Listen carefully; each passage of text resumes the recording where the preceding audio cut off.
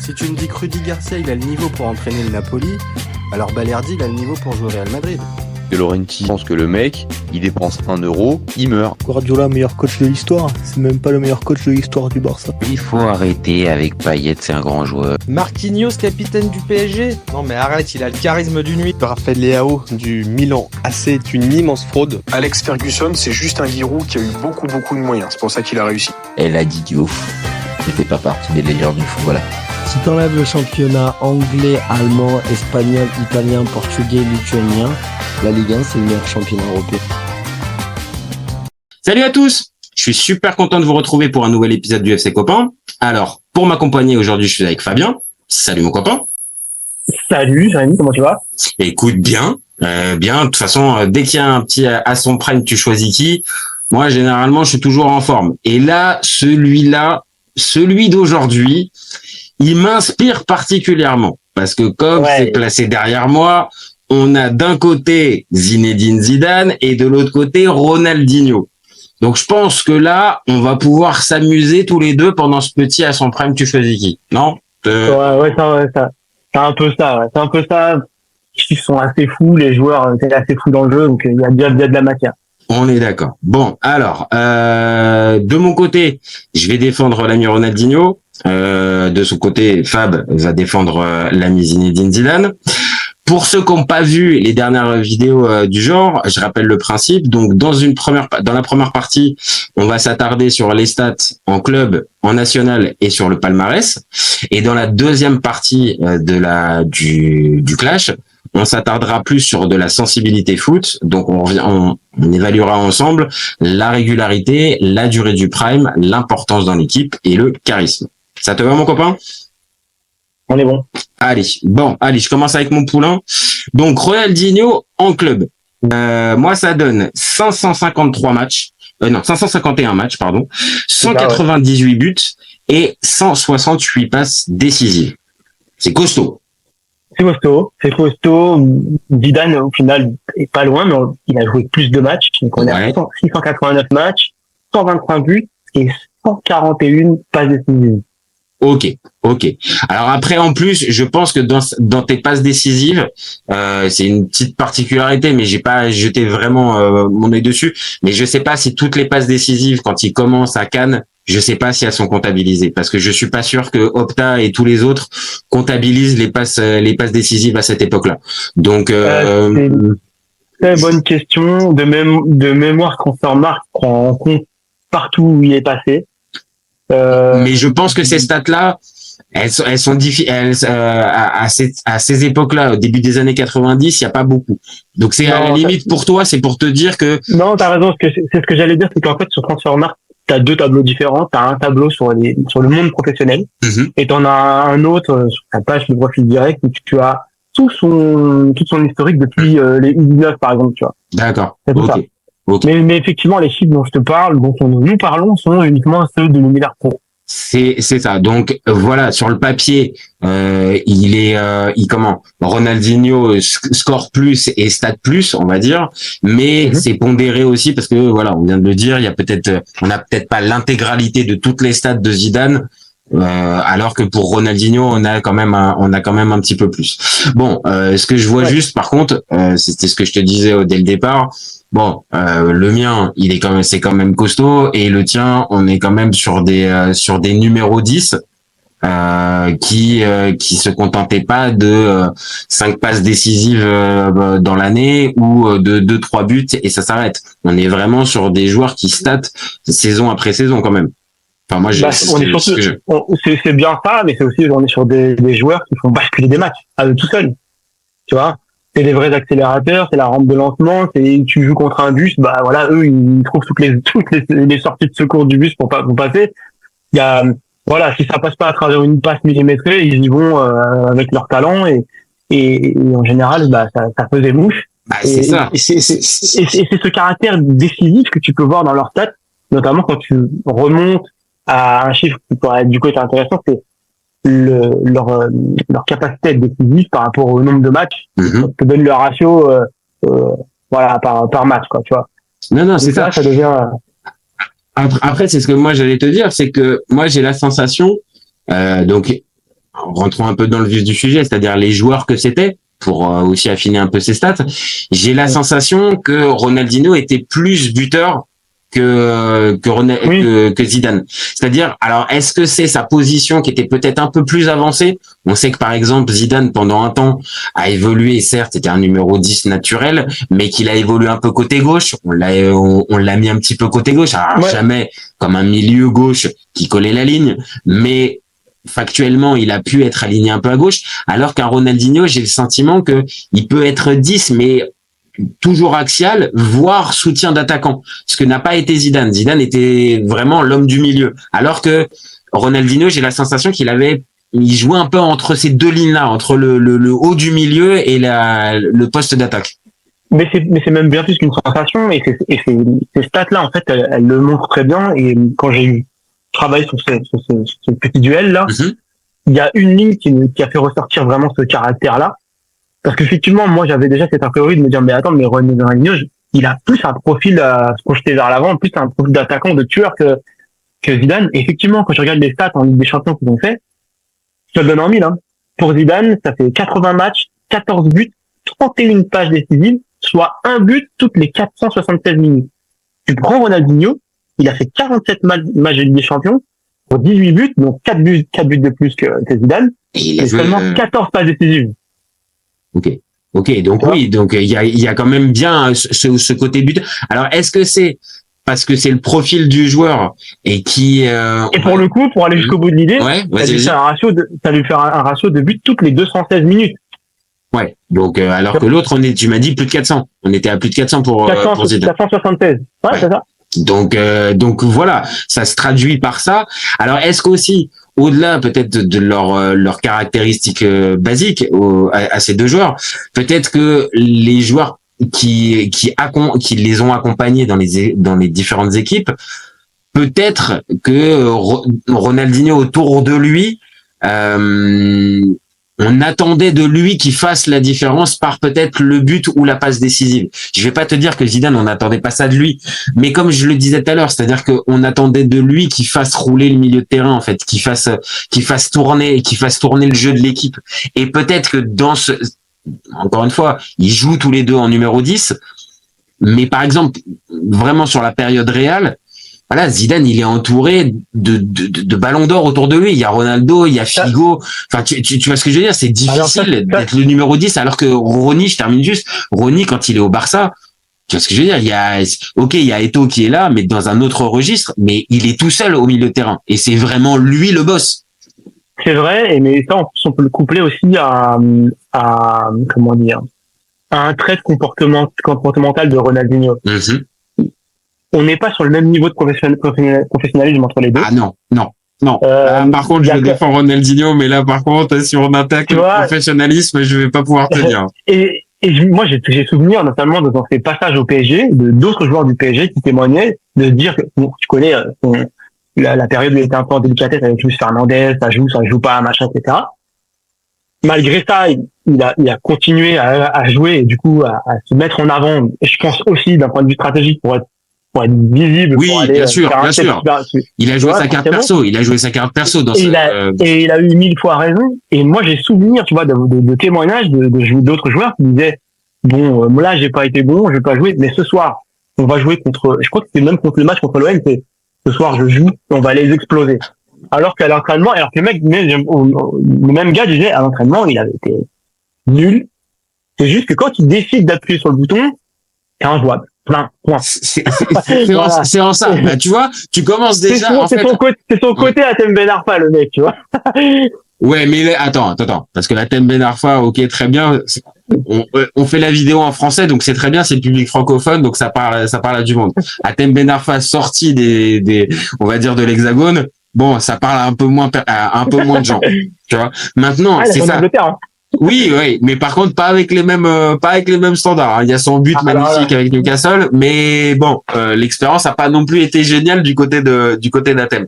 Mais là où je te rejoins, c'est-à-dire que oui, quand il avait décidé, il il donnait la sensation en fait d'être au-dessus, mais bien au-dessus. Ce match contre l'OM, évidemment, enfin, t'as raison de le repréciser, c'est-à-dire que il le dit avant à ses coéquipiers. Bon, ce soir, je fais un gros match, et ce soir, en gros, je gagne le match à moi tout seul. Et quand on se rappelle de ce match-là, voilà, il donne cette sensation-là. Maintenant, pour refaire le lien avec ce que tu as dit, c'est-à-dire que ce professionnalisme-là, on peut trouver ça très rigolo, parce que bah voilà, ça reste un génie qui à certains moments, comme tu as dit, appuie sur le bouton.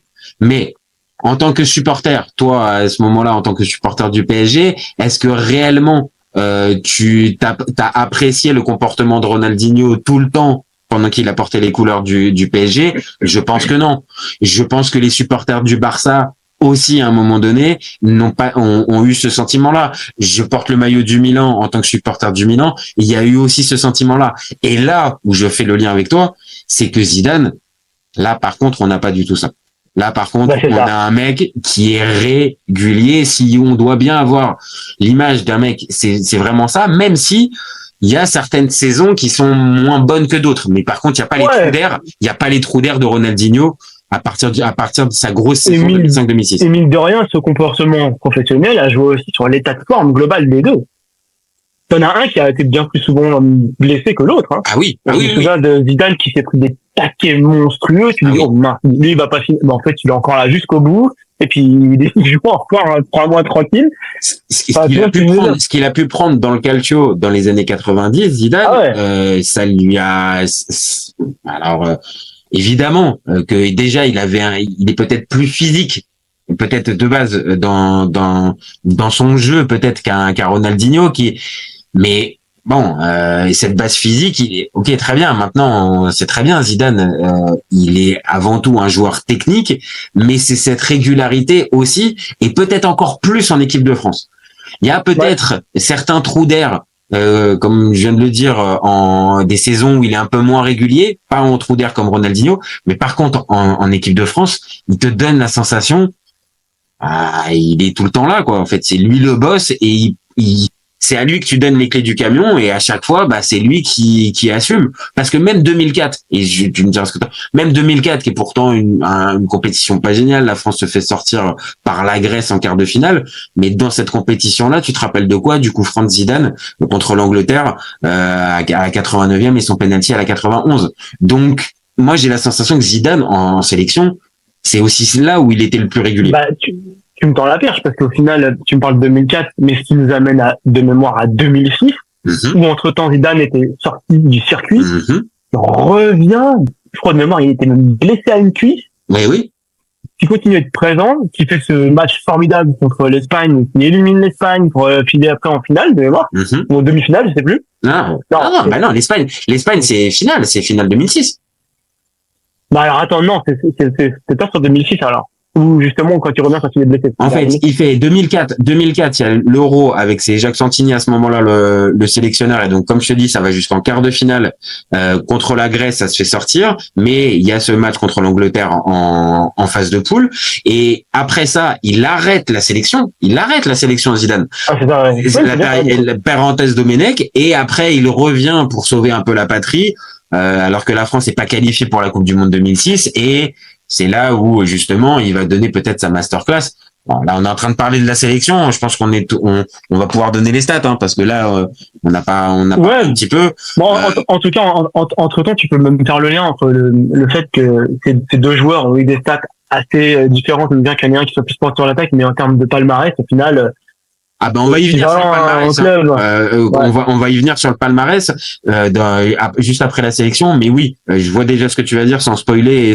On est sur des joueurs avec des palmarès XXL, et c'est pas tout le monde. C'est pas tout le monde qui a ce type de palmarès. Hein. Voilà, complètement. 33 buts et passe décisive. Je t'entends plus. Ah, tu m'entends plus? Mince, tu m'entends plus? Le son a coupé, hein. Moi je t'entendais plus. C'est bon, maintenant je t'entends. Tu m'entends? Je t'entends maintenant. Alors je vais recommencer. Alors pour les stats en sélection, donc moi j'ai 97 sélections, 33 buts et 29 passes décisives. Toi, ça donne quoi de ton côté chez Zizou? Bah pour Zidane, on est à 108 sélections et 31 buts, quoi. Tu vois, c'est kiff-kiff à quelques matchs près. J'ai pas les stats de passe D, mais après, quoi qu'il arrive, après tu regardes même les titres qu'ils ont eu en sélection, t'as une Coupe du Monde chacun, avec une Coupe continentale pour les deux, un Euro et une Copa América, à la différence près que Zidane a fait partie de cette épopée incroyable, où on a eu notre première Coupe du Monde en 98, et ce fameux doublé historique en 2000 dans la suite. Donc il a fait partie vraiment de ce très très gros exploit, une petite que les autres, mais il était dedans, quoi, tu vois. Non, ça c'est sûr. Et après, on parle de joueurs qui ont disputé plusieurs coupes du monde, même si Zidane en dispute une de plus. Il fait 98, 2002 et 2006, alors que Ronaldinho fait 2002, 2006. Ah non, il doit être là. Ah 2010. Attends, je revérifie. Je me rappelle plus. Je suis pas sûr qu'il soit là en 2010. Je revérifie. Non, il est pas là en 2010. Donc, il fait que 2 coupes du monde. Et ça va peut-être aussi amener à ce qui va être aussi un peu le talon d'Achille, même si là, pour nous, le cœur de notre débat, c'est le prime, mais c'est la régularité et la carrière de Ronaldinho. On en a un peu parlé avec la régularité de Zidane qui, on va dire, du début jusqu'à la fin, fréquente le haut du tableau, et dans des bonnes équipes et à un niveau de performance très élevé, alors que Ronaldinho, bah oui, la preuve, 2010, je regarde l'âge qu'il a, il avait 2010, il est né, ouais, il avait 30 ans. Donc il aurait largement pu faire une 3e Coupe du Monde et il n'en fait que 2. Donc après, est-ce que, pour lancer un peu ce débat, qui a plus marqué les esprits avec sa sélection, Zidane ou Ronaldinho? Je te fais une passe D, pour moi je pense que c'est Zidane qui a été le plus marquant. Pour la raison que j'ai évoquée tout à l'heure, avec ce doublé historique, franchement, même en tant que Français, c'est peut-être celui qui nous a marqué le plus. Il nous amène notre première étoile, avec un double but en finale, le mec qui marque jamais de la tête, contre le Brésil, à la maison. Enfin, le storytelling, il a un niveau sans précédent d'un point de vue français. Peut-être si on avait eu une autre nationalité tous les deux, ça aurait été autre chose, peut-être, hein. Mais déjà, notre fenêtre, c'est déjà compliqué de pas mettre Zidane devant, hein, pour ça. Après, si tu... vas-y, pardon. Non, mais si tu regardes après les titres majeurs qu'ils ont remportés, ils en ont eu 13 chacun. Et alors, à chaque fois, j'ai pondéré aussi par rapport à l'ensemble des distinctions qu'ils ont eu. Il y a eu d'autres titres, genre Ballon d'Or, meilleur joueur de ne sais quoi, etc. Zidane, c'est du coup 13 titres sur 22 au global. Et Ronaldinho, c'est 13 sur 19. Enfin, si tu veux, ça se joue à rien. Sur la sélection nationale, ça se joue à rien. Alors, moi, je vais te donner ma sensation, tu vois, maintenant qu'on a vu un peu les stats en club et qu'on voit les stats là maintenant en national, j'ai le sentiment que Ronaldinho est plus déterminant en club. Encore une fois, je parle de la grosse période Ronaldinho, vraiment. Je parle pas de la deuxième partie de la carrière où là, ça commence à devenir un joueur moins sérieux et donc il est moins indispensable. Par contre, en sélection, même si évidemment il y a des faits d'armes, il y a son coup franc le coup franc de Ronaldinho en 2002 contre l'Angleterre où il prend Seaman complètement même pas à contre-pied, mais il le lobe de 35 mètres. Le coup franc est génial, mais il prend un carton rouge pendant ce même match. Et à ce moment-là, j'ai envie de te dire, Zidane, on se rappelle de lui comme le joueur majeur 98, 2000 et 2006, alors que Ronaldinho 2002, même quand il remporte la Coupe du Monde, le joueur majeur, c'est Ronaldo et après, c'est Rivaldo. Mais il n'est pas le joueur majeur. Il est le joueur majeur, hein, si on veut, en 2006. Mais 2006, là, pour le coup, c'est ton poulain qui, pas qui roule, mais un petit peu sur Ronaldinho et sur le Brésil. Donc, pour moi, Zidane l'emporte plus sur le côté sélection. Vraiment, ça me paraît plus majeur. Mais sur le côté club, je pense que Ronny a un truc en plus. Ouais, je sais pas, moi c'est assez équivalent. Après, c'est vrai que moi, ce qui me ferait pencher plus la balance côté Zidane, ce serait la longévité. Il est là, il a pas eu autant de clubs aussi que on a Digno, hein, faut le noter, mais quand il arrive, il a quand même. Il y a club et club, hein. Il y a club et club, hein. Tu vois ce que je veux dire. Il y a la Juve à un très gros moment et le Real, Galactique, tout ce que tu veux, c'est magnifique. Et puis même après, encore une fois que les Galactiques étaient partis, il était encore là. Donc c'était vraiment intéressant. Maintenant, j'aimerais bien avoir ton avis, ton analyse sensibilité foot concernant Ronaldinho, justement. Bah, en fait, je vais te dire, Ronaldinho, en fait, ce pourquoi moi j'ai une tendresse infinie pour ce joueur, c'est ce que tu as dit un peu tout à l'heure, c'est ce côté j'appuie sur le bouton et à un moment donné parce que je suis trop fort, je vais gagner, en gros je vais gagner tout seul, mais c'était un joueur profondément collectif et que c'est ça aussi que j'adorais chez lui, on va dire, c'est ce côté je donne du plaisir aux spectateurs, aux fans, mais à mes coéquipiers sur le terrain, je suis pas le joueur de croqueur qui te rend fou, qui va tenter à chaque fois la solution perso et qui va, on va dire, faire la passe qu'en dernier recours. Pour moi, c'était un vrai joueur collectif. Et le dernier point, c'est que pendant son prime, parce qu'on va quand même venir dessus, à son prime, c'était un joueur qui était capable d'inventer un geste pratiquement à chaque match. Et ça, je suis désolé, mais j'ai même pas reconnu ça. Et même avec des joueurs énormes comme Lionel Messi, Cristiano Ronaldo, Neymar, j'ai jamais eu cette sensation, qui a duré à peu près 1 an. Avec Ronny, il joue ce soir. Allez, qu'est-ce qu'il va nous faire?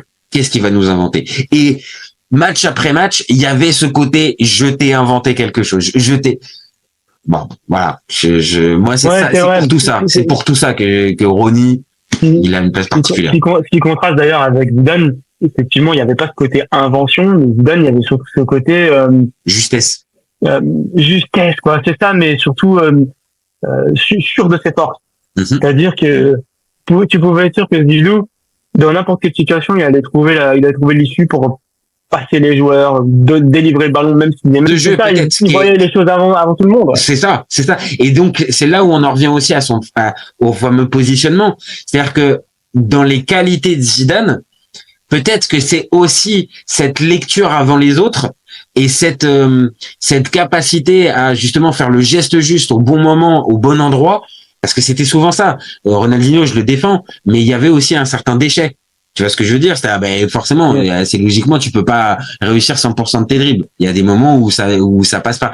Zidane, t'as moins cette sensation. C'est une époque, encore une fois, où on n'a pas toutes les stats, mais en termes de passes complétées et gestes et dribbles tentés, on était quasiment à chaque fois proche du 100%. Donc c'est peut-être là aussi, encore une fois, la diff, c'est qu'il y en a un qui est peut-être un peu plus d'instinct, alors que l'autre est peut-être un peu plus réfléchi et dans son positionnement, bah oui, forcément, ça fait qu'il y en a un qui marque plus que l'autre. Maintenant, voilà. Ouais, je suis d'accord avec toi. Maintenant, je vais te poser une question avant qu'on rentre dans la sensibilité foot. Son impulsivité, tu penses pas que ça lui a, alors c'est de la palissade, je vais pas te dire que ça lui a pas cassé des moments. Bah si, forcément, logiquement 2006, je pense que si, assez logiquement. Mais est-ce que tu penses que c'est peut-être à cause de ça qu'il n'a pas une place aussi haute dans l'histoire du classement, tu sais, du fameux classement du meilleur joueur de tous les temps, et que Zidane, il fait partie bien évidemment du top 10, peut-être même du top 5, mais que ce côté un peu un peu rebelle, un peu impulsif. Bah ouais, enfin, à un moment donné, il faut bien trouver des critères pour faire des classements. Et quand on commence à parler de ce fameux classement et que tu vois des noms comme Cristiano Ronaldo, Messi, enfin des mecs hors du temps, même de mémoire dans ce classement, tu dois avoir un Maradona qui doit pas être très loin. Forcément, tu vois, si ces gars-là, même comme un Maradona, un peu, qui a ses côtés un peu sulfureux, qui sont pas tout en haut, et que c'est toujours les mêmes qui sont en haut, c'est parce qu'ils sont ultra lisses. Parce que d'un point de vue technique, je vois pas ce que Zidane peut envier à un Messi ou à un Cristiano Ronaldo.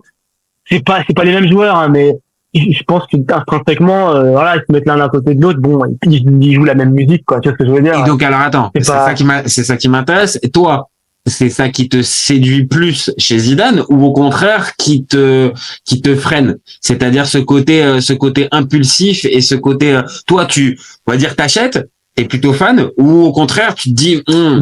Zidane, il nous a offert des super moments même avec ses différents clubs. Il était aussi artisan en première saison de l'épopée bordelaise contre Milan. Oui. Il était là avec Gary, donc le déclencheur, il était là et il a fait rêver les Français depuis toujours. Donc et depuis apparemment nous on l'a découvert à la Coupe du Monde 98 justement quand il fait son mauvais geste là c'était contre le Saoudien je crois de mémoire. Bon, on le découvrait au grand jour, mais apparemment, il a toujours été comme ça. C'est ce que disaient les observateurs. Donc, tu le prends avec ses qualités, ses défauts. Il a quand même vu, quelque part, il cachait un petit peu ça, tu vois, du grand public. On peut comprendre que aussi, il a fait un énorme travail sur lui pour se maîtriser et pour qu'on le voit aussi peu, du coup, aussi peu. On l'a vu en Italie avec la Juve aussi, de mémoire. Tu la connais, la stat, hein. 14 cartons rouges dans la carrière. On parle d'un numéro 10, hein. On parle pas de Sergio Ramos, hein. Parce que là, si on me dit Sergio Ramos, 14 cartons rouges, je me dis, bon, bah, écoute, Sergio, je l'ai vu sur le terrain, c'était pas un poète. Mais Zidane, 14 rouges, et il a arrêté tôt, hein. Il arrête en 2006, bon, après, prendre des rouges, c'est vrai que c'est pas le problème par rapport à ce que je viens de te dire. Parce que tu peux prendre un rouge sur un jugement, d'un arbitre, tu vois, bien sûr. Non, moi, ma vraie question, c'est plus de te dire, est-ce que toi, ça te séduit? Ou est-ce que globalement ouais ça me séduit forcément parce que il souffle le chaud et le froid alors que quand tu le regardes il donnerait le bon Dieu sans confession quoi tu vois si Jésus quand sans confession quoi il y a pas de ok bon bah c'est bien c'est un peu ça le truc c'est que tu le vois il est tout tranquille en train de faire ses pubs pour Volvic dit le gars est doux comme un agneau.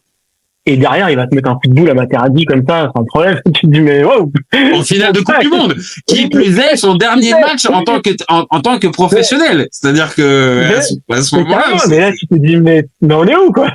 Mais bon, on va dire, c'est bien, ça nous fait une passe D. On va dire, là, maintenant qu'on a, bon, on le reprécisera dans la vidéo avec le palmarès, mais donc, voilà, tu l'as un peu dit tout à l'heure, il y a une Ligue des Champions chacun, une Coupe du Monde chacun, il y a des titres de champion d'Espagne, il y a des titres de champion d'Italie pour les deux, il n'y a pas de titre de champion de France, sachant que tous les deux ont joué en Ligue 1, mais ni l'un ni l'autre n'ont été champions en France, mais c'était au début de leur carrière et ils sont pas dans des clubs, enfin, le PSG dans les années, au début des années 2000 est pas dominant. Donc, c'était compliqué. Par contre, ouais, il y a aussi une petite Copa Libertadores. Je la place pour un Ronaldinho.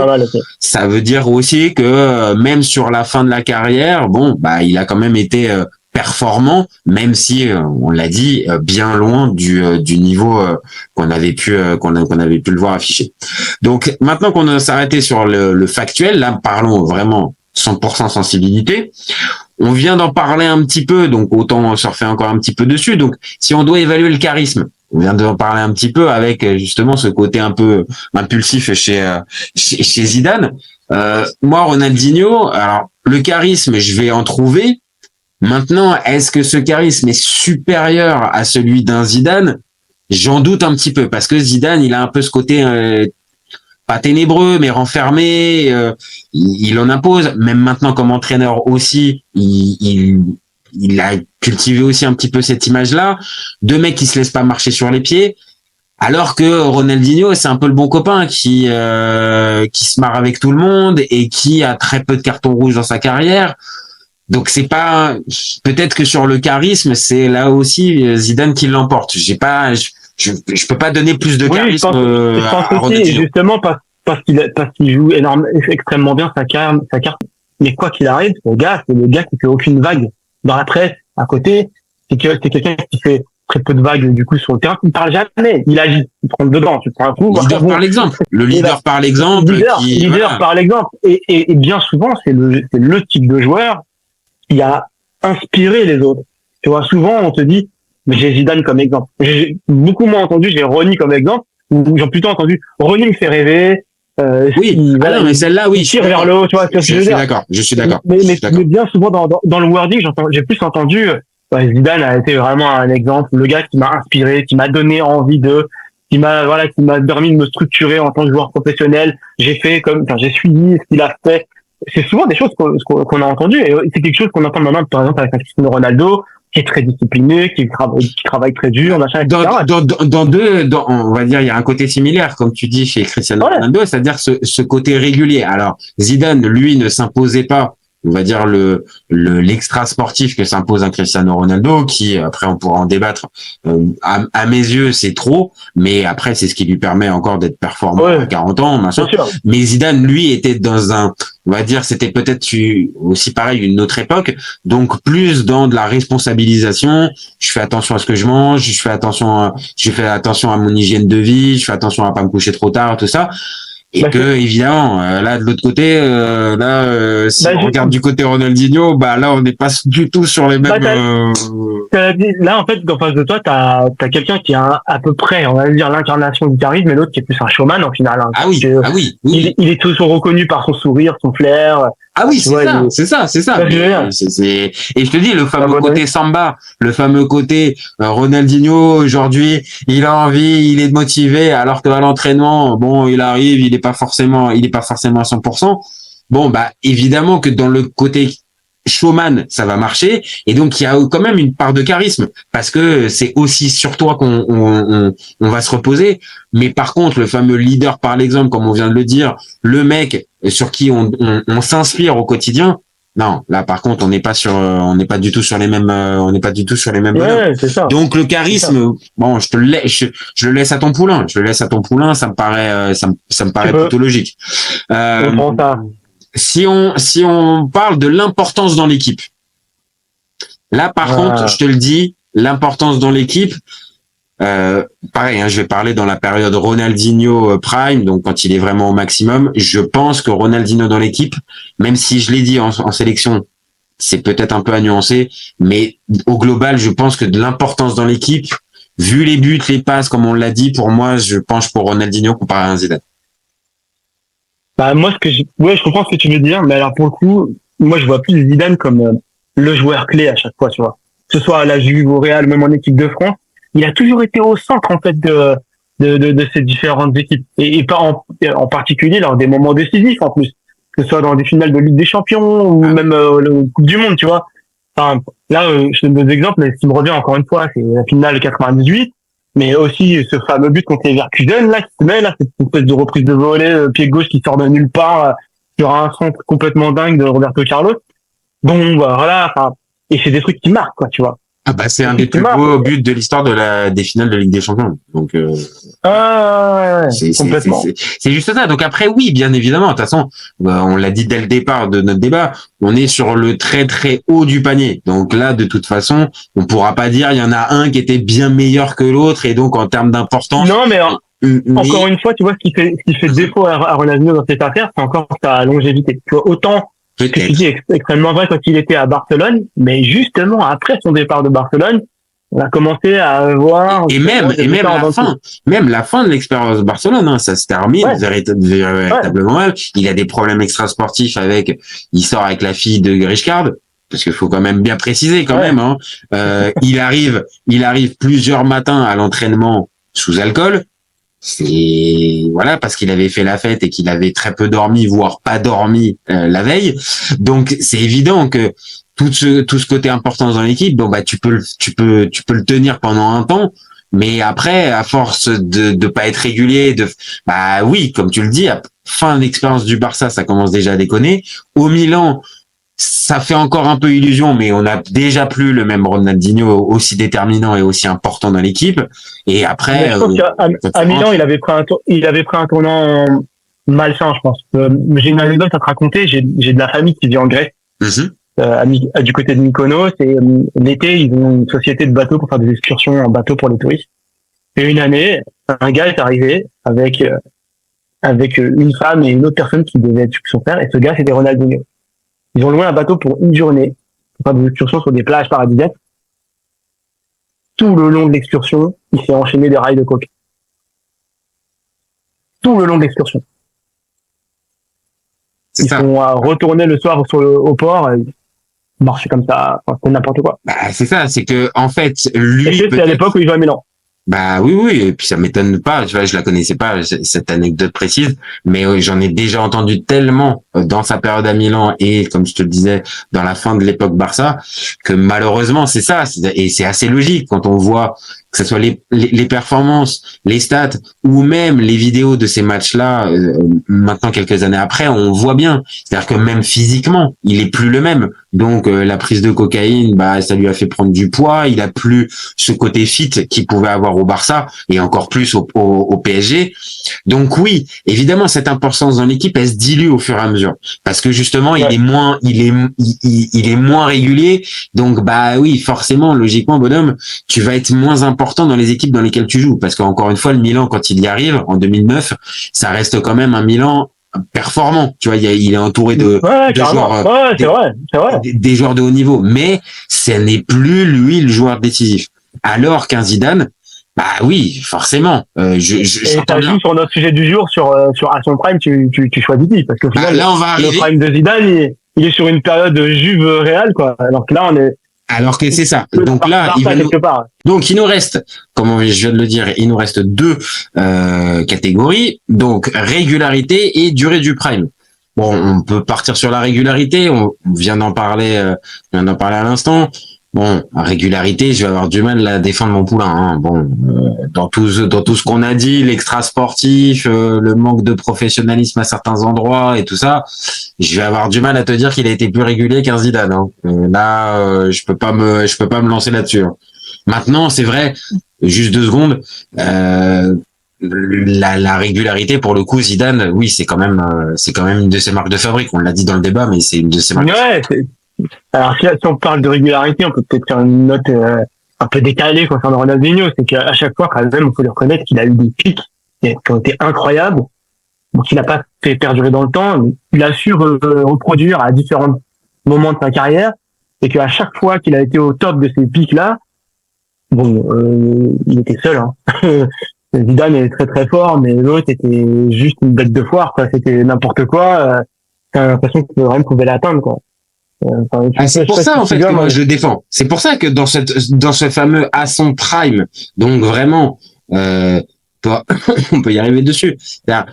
À son max, dans la version max de Zidane et dans la version, c'est un truc qui est un peu à la mode sur FIFA. Tu sais, maintenant il y a pour les légendes, ils ont 3 cartes. Donc une quand généralement ils commencent, la deuxième qui on va dire est dans la force de l'âge et la troisième qui est au prime. Et donc là, si on prend la version max de Zidane et la version max de Ronaldinho, je pense, voilà, après tu vas me dire peut-être l'inverse, mais je pense que Ronaldinho il est tout seul. Comme tu viens de dire, il est tout seul dans ce petit. C'est ça, mais pour le coup c'est des phénomènes ponctuels dans sa roadmap, quoi, tu vois, alors que l'autre il est très très haut et tout le temps, quoi.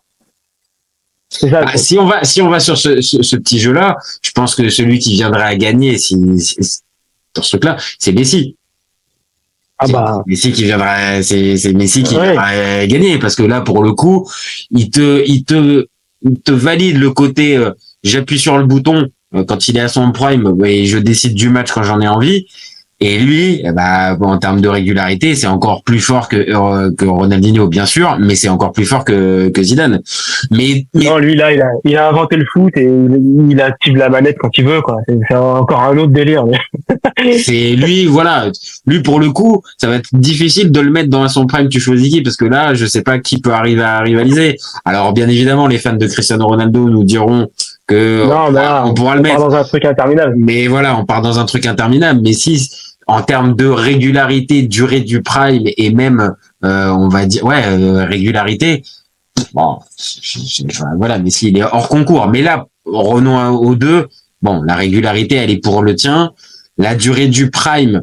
Alors c'est pareil. Là, si on s'arrête là-dessus, toi, tu le daterais quand? Le prime de Zidane, c'est quoi? C'est 2 buts en 98, c'est son Euro 2000 où il semble rayonnant, ou est-ce que c'est ça, on va dire, mais 2002. Moi, je le fais partir depuis 96 à la Juve, hein.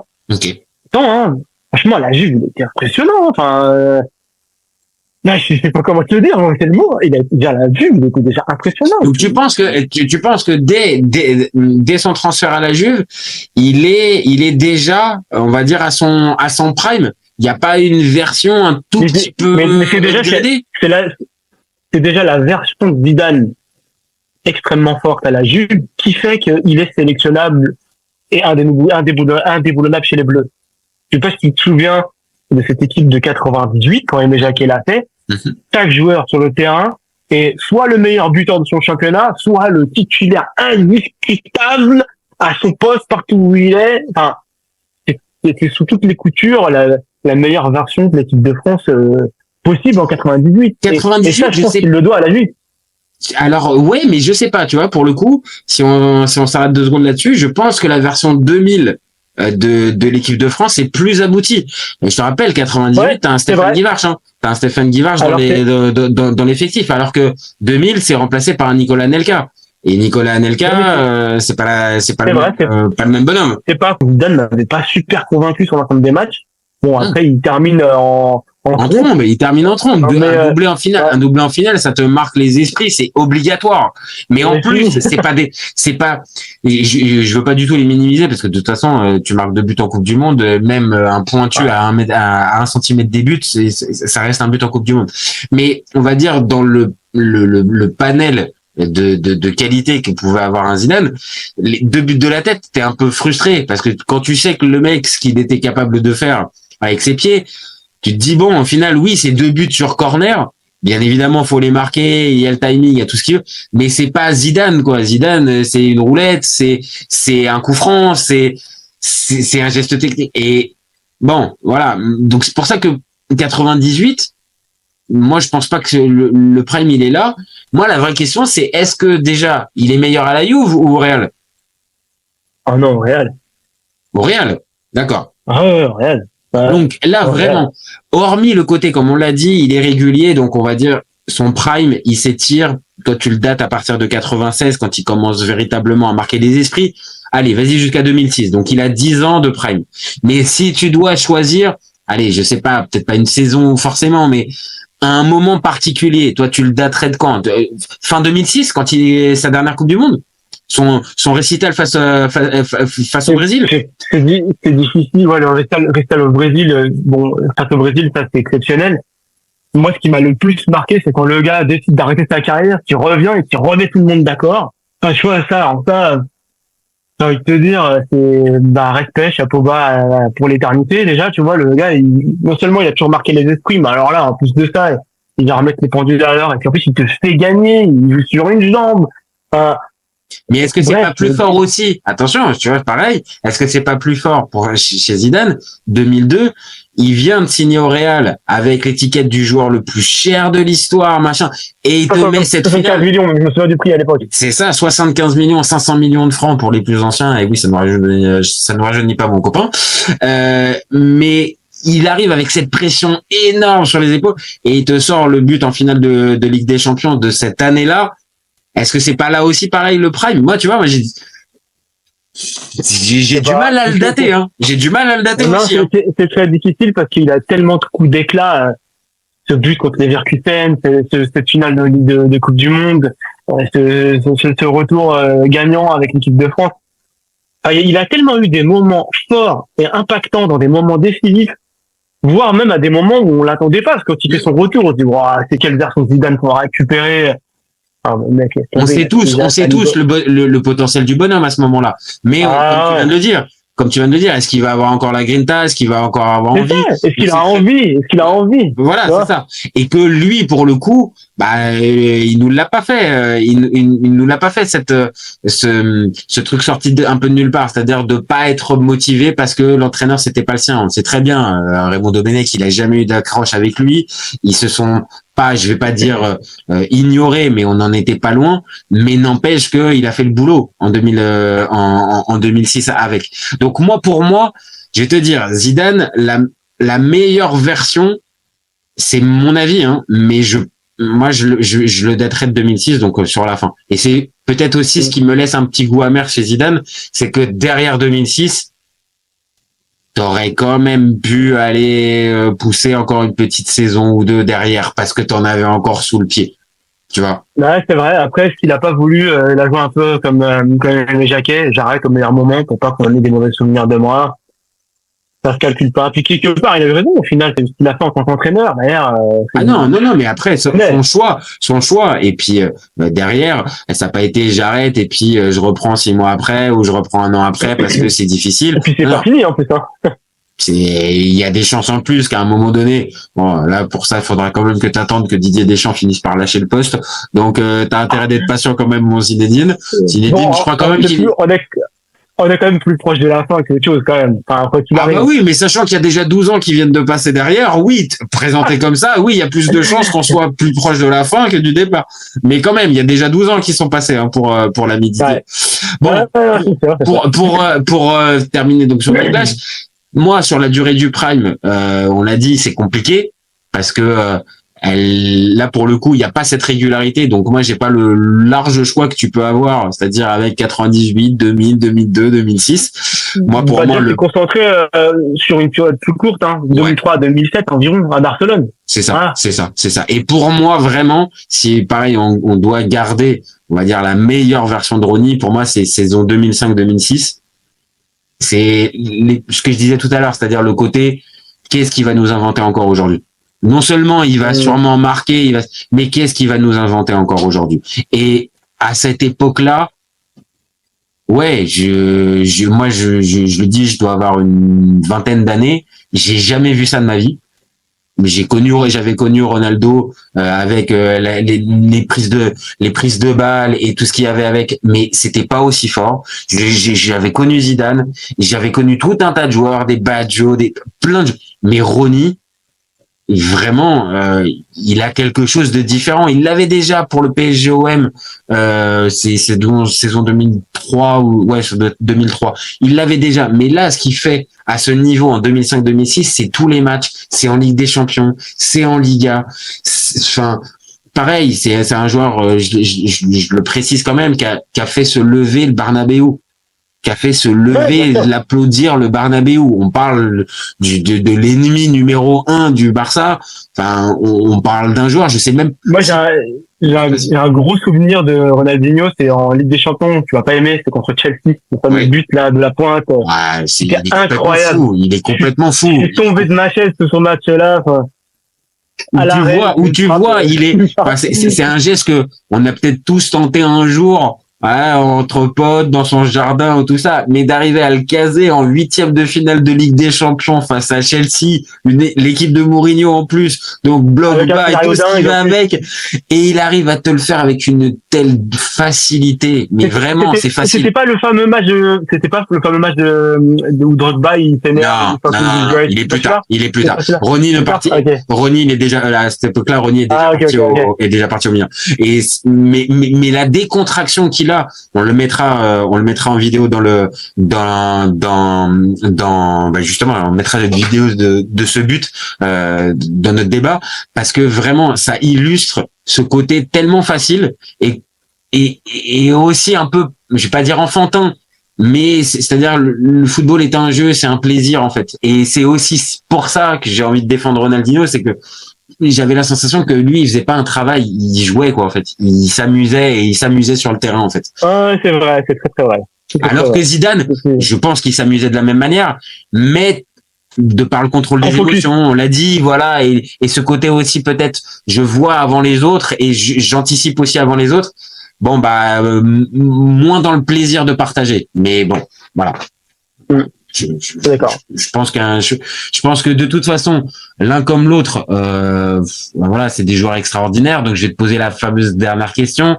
Si tu devais choisir une qualité chez Ronaldinho et que tu devrais greffer à Zinedine Zidane, c'est très simple. On vient d'en parler, c'est le fameux grain de folie. Parce que justement, Zidane trop aseptisé. Enfin, c'est un petit peu ce qui me manquait sur sa personnalité. Ouais, t'as l'impression que le gars, il est un peu lisse, il est sans émotion, il est un peu froid. Ouais. Alors que l'autre, c'est tout l'inverse. C'est ça qui fait que tout le monde le kiffe, quoi, tu vois. C'est ça qui Après, fait ça a été sa limite. On vient de le dire. On vient de dire à plein de reprises. Ça a été sa limite. Ouais. Mais C'est de vrai. l'autre, ouais, je pense que la vie est peut-être un peu plus rigolo et un peu plus fun quand t'es Ronaldinho quand même. Oui, c'est sûr, hein, quand t'as pris le temps de passer des vacances à Mykonos et de faire des rails de coke, c'est cool, quoi. Je pense, enfin après on va pas surtout encourager la consommation de drogue et tout ça, mais quand t'es à ce niveau-là, quand t'es à ce niveau-là, faut être très clair, quand t'es à ce niveau-là de notoriété, de notoriété, Mais tu rentres dans des sphères de excès. pression qui sont impensables pour n'importe quel commun des mortels, quoi. Et que peut-être Zidane en a peut-être des histoires comme ça, mais en tout cas il a été assez malin pour que ça ne fuite jamais et qu'on ait strictement rien comme dossier sur ça. Trop calculé. Peut-être, hein. Trop calculé son histoire, allez. Trop bien ficelé.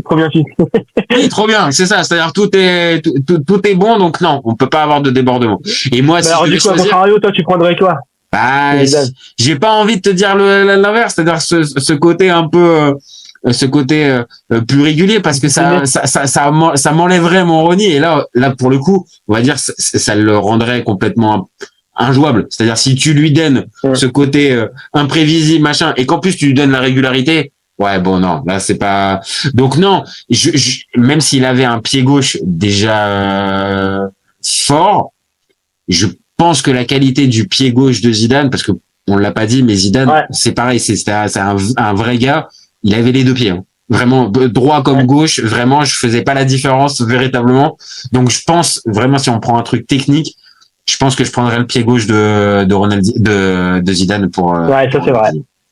Parce que voilà, Ronny, il a un beau pied gauche, mais pas du niveau d'un Zidane qui, voilà, j'ai dit, tirait aussi bien du droit que du gauche, passait aussi bien du droit que du gauche, driblait aussi bien du droit que du gauche. Ça, c'est quand même aussi une sacrée qualité. C'est vrai.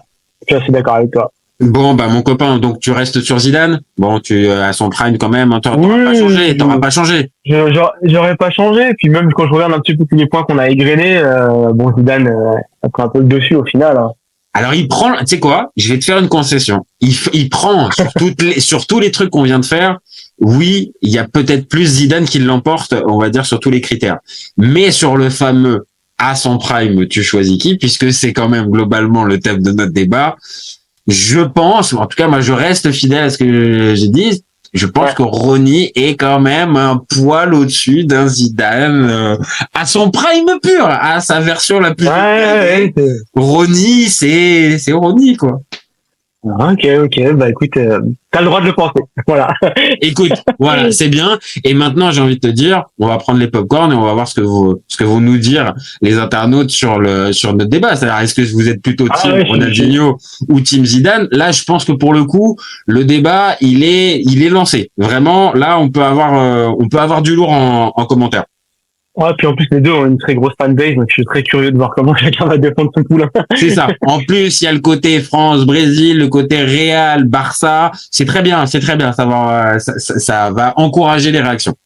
PSG-OM, je l'avais oublié en plus, mais voyons, mais qu'est-ce que j'avais. Milan, Juve. Allez, c'est bien, c'est bon. Voilà, vraiment, on a tout ce qu'il faut. Donc, bah, merci mon copain. Merci d'avoir participé merci à toi aussi de m'avoir convié à ce débat. Et puis, bah, nous, on se retrouve très vite pour un nouvel épisode. N'hésitez pas à nous donner, donc, comme on vient de le dire, vos sensibilités. Dites-nous si vous êtes plutôt team Ronaldinho ou plutôt team Zidane. Voilà, n'hésitez pas à commenter, liker, partager. C'est ce qui nous donne de la force et ce qui nous donne aussi envie de continuer. Et vous gardez en tête qu'au FC Copain, on est ouvert toute l'année. Ciao les copains. Ciao. Ciao. Puis tu lui enlèves la vitesse, Vinicius est un joueur moyen. Mbappé là pour les pépettes et pas forcément pour la compète. Si tu me dis que Rudy Garcia il a le niveau pour entraîner le Napoli, alors Balerdi il a le niveau pour jouer Real Madrid. Raphaël Leao du Milan AC est une immense fraude. Deschamps est jamais aussi bon que quand il fait du Deschamps, de la rigueur. Le débat qui est le meilleur entre Messi et Maradona, alors qu'on sait tous que le meilleur 10 argentin c'est Riquelme. Après moi je conseille aucun joueur d'aller au PSG déjà de base. Et Laurent pense que le mec, il dépense 1 euro, il meurt.